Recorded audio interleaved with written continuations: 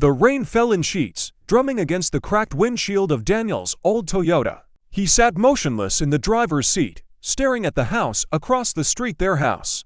The lights were on, warm and golden, spilling out into the wet night like a mockery of everything he'd lost. His hands gripped the steering wheel, knuckles white, as if it were the only thing tethering him to reality.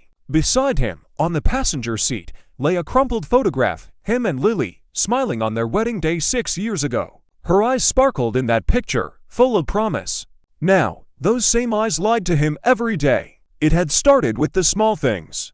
A text she didn't explain. A late night at the office that stretched into the early hours. The faint scent of cologne on her scarf, sharp, expensive, not his. Daniel wasn't a suspicious man by nature. He'd trusted Lily with a blind, stupid faith, the kind that builds a life on shaky ground. They'd met in college, two broke kids with big dreams, hers to open a bakery, his to teach history. They'd fought through lean years, celebrated small victories, built something real. Or so he'd thought. The first crack came 3 months ago. He'd found a receipt in her coat pocket, dinner for two at a place they couldn't afford, dated for a night she'd said she was working late. He'd confronted her, voice trembling, and she'd laughed it off. A client meeting, she said, brushing her dark hair behind her ear, that nervous tic she'd always had. You're being paranoid, Dan. Her smile was so convincing, so familiar, that he'd let it go. He'd wanted to believe her. But the cracks kept widening. Her phone started locking when it never had before. She'd take calls in the other room, her voice dropping to a whisper. She'd come home with smudged lipstick, claiming it was from a new shade she was testing. Each lie piled onto the last, a house of cards waiting to collapse. And then, 2 weeks ago, he'd seen it. He'd been driving home from grading papers at the community college when he spotted her car parked outside a bar downtown. She wasn't alone. A man, tall, broad-shouldered, with a tailored coat and a smug grin, held her hand as they walked inside. Daniel had pulled over, heart hammering, and watched through the rain-streaked window as they laughed, her head tilting toward him the way it used to tilt toward Daniel. He didn't go in. He didn't confront her. He just sat there, drowning in the realization that the life he knew was a lie. Tonight, though, was different. Tonight, he needed answers. He stepped out into the rain, the cold biting into his skin, and crossed the street. The photograph stayed in the car. He couldn't bear to look at it anymore. The front door was unlocked, which surprised him. She'd always been careful about that. He pushed it open and stepped inside, water dripping onto the hardwood floor they'd refinished together 3 summers ago. The house was quiet except for a faint murmur from upstairs. His boots left muddy prints as he climbed the stairs, each step heavier than the last. The bedroom door was ajar, and through the gap, he saw them. Lily was on the bed, her dark hair fanned out across the pillow, her bare shoulders glistening with sweat. The man him was above her, his hands gripping her wrists, their bodies tangled in a rhythm that made Daniel's stomach lurch. She gasped, a sound Daniel hadn't heard from her in years, and the man laughed low and guttural. It wasn't just sex. It was intimacy, raw and unfiltered, the kind Daniel had begged for in the quiet nights when she'd turned away from him. He didn't scream. He didn't charge in. He just stood there, invisible, as the world he built burned to ash around him.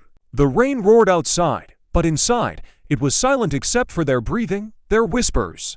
"I love you," she said to the man, her voice soft and certain. 3 words she hadn't said to Daniel in months. Something snapped inside him, not anger, not even betrayal, but a deep, hollow despair. He turned and walked back downstairs, his wet shoes squeaking against the floor. In the kitchen, he opened the cabinet where they kept the whiskey. The bottle was half empty, a relic from a New Year's Eve they'd spent laughing and planning a future that would never come. He poured a glass, then another, and sat at the table where they'd eaten breakfast every morning. When Lily came down an hour later, she froze in the doorway. She was wrapped in a robe, her hair mist, her lips swollen. The man wasn't with her. Daniel didn't care where he'd gone. Her eyes widened when she saw him, the glass in his hand, the muddy footprints leading in. "Dan," she said, her voice cracking. "What are you doing here?" He laughed, a bitter, broken sound. "I live here. Or I did." She took a step forward, then stopped. "I can explain or don't." He raised a hand, cutting her off. "Don't lie to me again. I saw you. I heard you." Her face crumpled, but there were no tears. She didn't cry, didn't beg. She just stood there, caught, and that was worse. If she'd fought, if she'd screamed, he could have hated her. But this quiet acceptance gutted him. How long? He asked, his voice barely above a whisper. She looked away, her hands twisting the belt of her robe. 6 months. 6 months. Half a year of lies, of her coming home to him after being with someone else, of her kissing him with lips that had just kissed another man. He thought of the nights he'd cooked dinner, waiting for her, the mornings he'd woken up beside her, believing they were still a team. Who is he? Daniel asked, though he wasn't sure he wanted to know. His name's Ethan, she said, her voice small. He's someone from work. Ethan. A name to put to the face, the body, the laugh. Daniel took another sip of whiskey, the burn doing nothing to dull the ache. Why? He asked finally, the question that had clawed at him for weeks. She hesitated, then sat across from him, her hands folded on the table. I don't know. It just happened. You were always so busy with your classes, your books. I felt alone. He saw me, Dan. He made me feel alive again. The words hit like a punch. He'd been working 2 jobs to save for her bakery, to give her the dream she'd talked about since they were 20. He'd thought he was enough. But he wasn't. Do you love him? He asked, already knowing the answer. She nodded, slow and deliberate. Yes. He stood, the chair scraping against the floor. The whiskey glass shattered in his hand. He hadn't realized he'd gripped it that hard. Blood mixed with the amber liquid, dripping onto the table, but he didn't feel the pain. Not the physical kind, anyway. Dana, she started, reaching for him. Don't touch me, he snarled, stepping back. You don't get to touch me anymore. She flinched, and for a moment, he saw the girl he'd married scared, uncertain. But that girl was gone, buried under 6 months of betrayal. He left the house without another word, the rain soaking him through as he stumbled back to his car. The photograph was still there, staring up at him. He picked it up, tore it in half, and threw it out the window into the gutter where it belonged. The days that followed were a blur of cheap motels, sleepless nights, and bottles he didn't bother pouring into glasses. Lily didn't call, didn't text. She'd erased him as cleanly as she'd erased their life. He heard through a mutual friend that she'd moved in with Ethan, that they were already talking about a future. 6 years with Daniel hadn't been enough, but 6 months with Ethan was. He went back to the house once, late at night, to get his things. She wasn't there, but the signs of her new life were Ethan's coat on the rack, a pair of men's boots by the door, a half-empty bottle of cologne on the bathroom counter. Daniel took what was his and left the rest. The wedding ring stayed on the kitchen table, a dull silver circle in a pool of spilled whiskey. The cruelest part wasn't the infidelity itself. It was the aftermath, the way the world kept turning, indifferent to his ruin. Students still showed up to his classes, expecting lectures on wars and revolutions while his own history lay in rubble. Friends offered platitudes, then drifted away. Lily moved on, radiant and unburdened, while Daniel carried the weight of her betrayal like a stone in his chest. One night, weeks later, he drove to the cliffs outside town. The ocean roared below, dark and endless. He stood at the edge, the wind whipping through his coat, and thought about jumping. Not out of anger, but exhaustion. He was tired of waking up to the same hollow ache, tired of pretending he could rebuild what she'd destroyed. He didn't jump. Not because he found hope, but because he didn't have the energy to end it. Instead, he sat there until dawn, watching the sun rise over a world that no longer felt like his. Lily had taken everything: his trust, his home, his future, and left him with nothing but the ashes of a life he'd once believed in. And the worst part, he still loved her. Even now, broken and empty, he couldn't stop. Daniel didn't go back to work after that night at the cliffs. The community college sent a curt email after 3 missed classes: "We regret to inform you that your position has been terminated due to unexcused absences." He read it on his phone, sitting in a dingy motel room with peeling wallpaper and a mattress that smelled of mildew.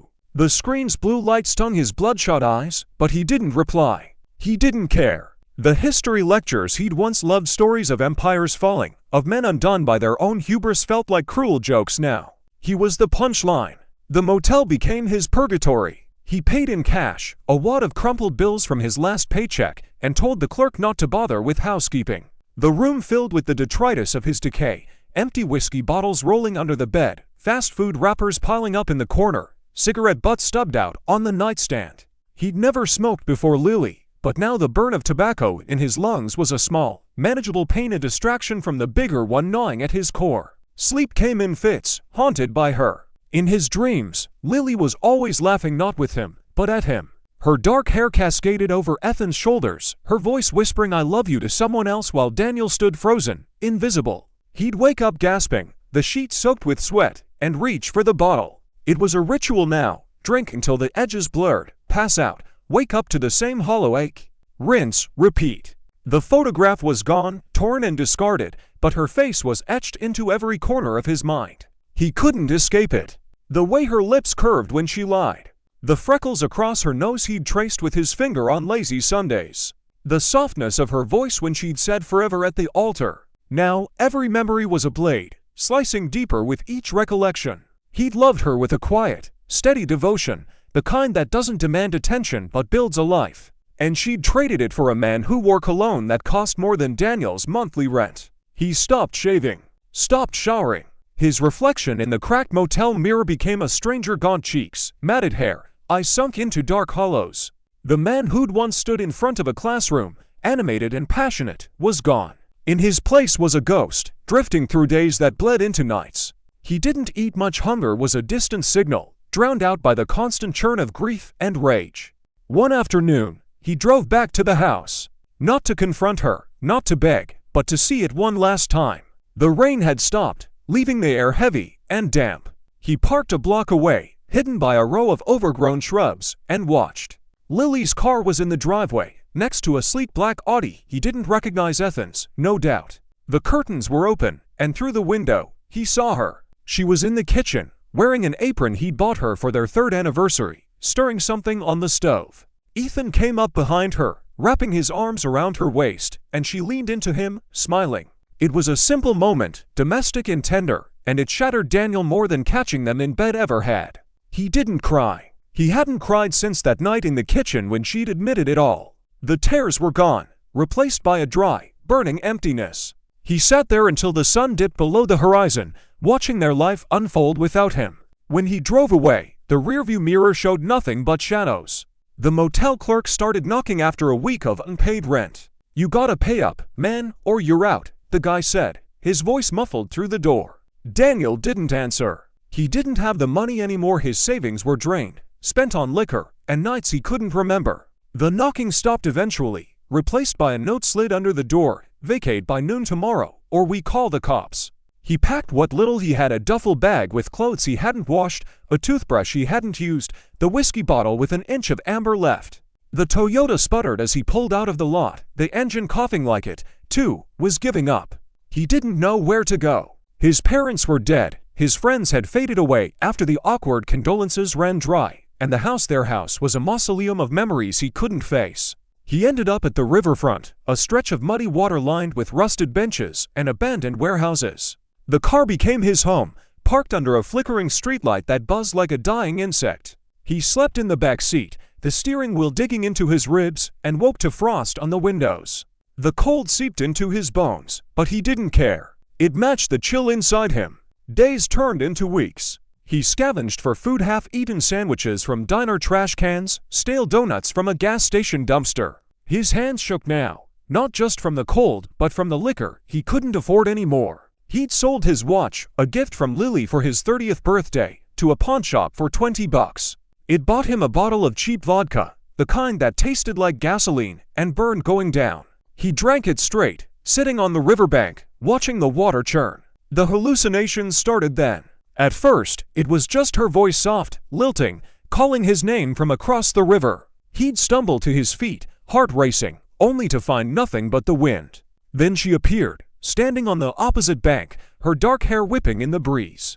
She'd smile, that same smile from their wedding day, and beckon him closer. He'd wade into the water, the icy current pulling at his legs, before realizing she wasn't there. The river became his siren, luring him in night after night, promising her and delivering nothing. One evening, he found a letter in the glove box. It was old, creased from years of being forgotten, a note Lily had written him during their first year together. "Dan, you're my rock. I don't know what I'd do without you. Love, L." He read it by the dim glow of the streetlight, his fingers trembling. The words mocked him now, each one a lie she'd never meant. He tore it to pieces, letting the scraps flutter into the river like confetti from a ruined celebration. The descent steepened. His body began to fail him, coughing fits that left him doubled over, a fever that wouldn't break, sores on his hands from nights spent clawing at the dirt in drunken stupors. He didn't seek help, didn't want it. The pain was proof he was still alive, a tether to a world that had forgotten him. One night, he saw them again. He'd been walking aimlessly through town, his coat ragged and soaked from a sudden downpour, when he passed a restaurant. Through the fogged glass, he spotted Lily and Ethan at a table near the window. She wore a red dress, her hair swept up, and he was in a suit, leaning across to kiss her hand. They looked happy, radiant, even. Daniel stood there, rain dripping into his eyes, invisible to them. A waiter glanced his way, then quickly looked away, as if he were a stain on the sidewalk. He didn't remember deciding to follow them. His feet moved on their own, trailing their car as it pulled out of the lot.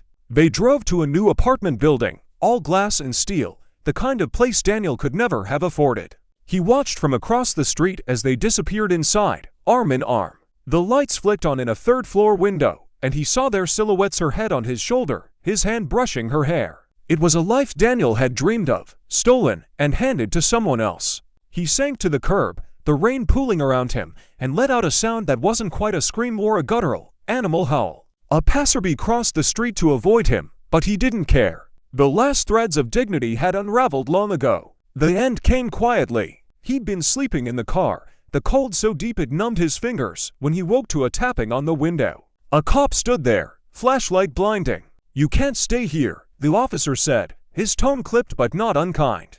"Move along."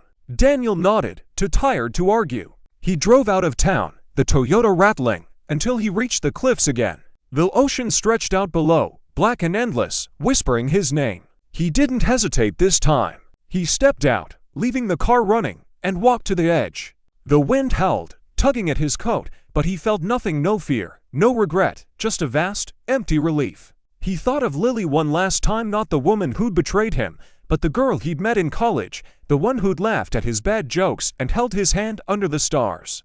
That girl was dead, buried under 6 months of lies, and he was ready to join her. He stepped off the edge. The fall was brief, the water cold and unforgiving. It swallowed him whole, pulling him under with a mercy the world never offered.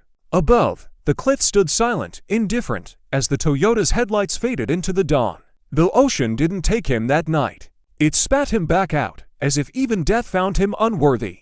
Daniel washed up on the rocky shore miles down the coast, battered and shivering, his clothes torn by the jagged stones. His left arm hung limp, the shoulder dislocated from the fall, but he didn't feel the pain, not yet. The cold had numbed everything, inside and out. He crawled up the beach, coughing seawater, and collapsed under a rotting pier, the stench of decay thick in the air. The waves roared behind him, mocking his survival. He didn't know how long he lay there, hours, maybe days. Time had lost its shape, bleeding into a gray haze of hunger and delirium. A fisherman found him eventually, a grizzled old man with a face like weathered leather. "Jesus, kid, you look half dead," the man muttered, tossing him a stale sandwich wrapped in plastic. Daniel ate it mechanically, the bread sticking to his throat, while the fisherman called for help on a crackling radio. An ambulance came, its siren piercing the fog, and they hauled him away on a stretcher. He didn't fight it. He didn't have the strength. The hospital was a blur of white walls and antiseptic smells. They reset his shoulder, stitched the gashes on his legs, and pumped him full of fluids. A doctor asked questions. What happened? Do you have family? Do you want to hurt yourself? But Daniel stared through her, silent.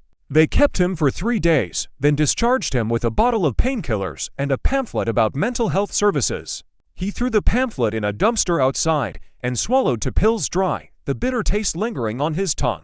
With nowhere to go, he wandered back to the riverfront. The Toyota was gone, towed, probably, or stolen. He didn't care. His duffel bag was still slung over his good shoulder, the whiskey bottle inside clinking against the painkillers. He found a spot under a rusted bridge, where the homeless gathered in clusters around barrel fires. They eyed him warily, a newcomer with hollow eyes and a limp, but no one spoke to him. He didn't want them to. He built his own fire, small and sputtering, and sat there, staring into the flames as the night closed in. The painkillers became his new anchor. He rationed them at first, one every few hours to dull the ache in his arm and the sharper one in his chest. But the bottle emptied fast, and when it did, he turned to the streets. He'd seen the men under the bridge trading pills like currency, their hands shaking as they bartered. He sold his coat, Lily's last Christmas gift to him, for a handful of oxy from a guy with a missing ear. The first hit was a revelation, a warm oblivion that erased her face for a few precious hours. He chased that high, scavenging for anything he could trade: broken watch he found in the mud, a pair of boots he stole from a drunk passed out by the river. The addiction took root quickly, a parasite feeding on his ruin. His body withered, ribs jutting under sallow skin, teeth yellowing from neglect. The sores on his hands spread, festering from nights spent digging through trash for scraps. He didn't recognize himself anymore, but that was the point. The Daniel who'd loved Lily, who'd dreamed of a quiet life with her, was a stranger now, buried under layers of filth and despair. The world grew crueler as he sank. Passers-by didn't just ignore him, they sneered, stepping over him like he was garbage. A group of teenagers pelted him with soda cans one night, laughing as he flinched, too weak to fight back. A shopkeeper chased him off with a broom when he lingered too long near a dumpster, shouting, "Get out, you junkie." The word stung, but it fit. He was a junkie now, a shadow of a man, reduced to begging for change to score his next fix.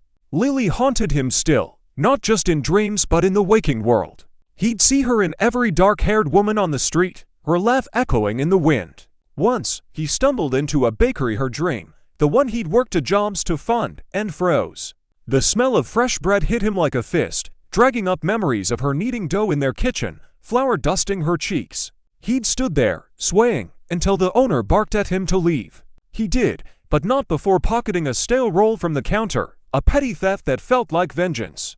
The cruelest blow came months later. He'd been panhandling near the train station, his cardboard sign scrawled with "Anything helps," when he saw her. Lily stepped off a train, radiant in a cream coat, her arm linked with Ethan's. She was pregnant, round, glowing, her hand resting on her belly. Ethan carried a suitcase, his grin wide and proud. They were a family now, whole and perfect, while Daniel sat in the dirt, invisible. He didn't move, didn't call out. He just watched as they walked past, her laughter cutting through the station's hum. She didn't see him, or if she did, she didn't recognize the filthy, emaciated man with the matted beard. Ethan handed her a coffee, and they disappeared into the crowd, leaving Daniel with the weight of her happiness. She'd moved on, built a life on the ashes of his, and he was nothing to her now, not even a memory worth mourning.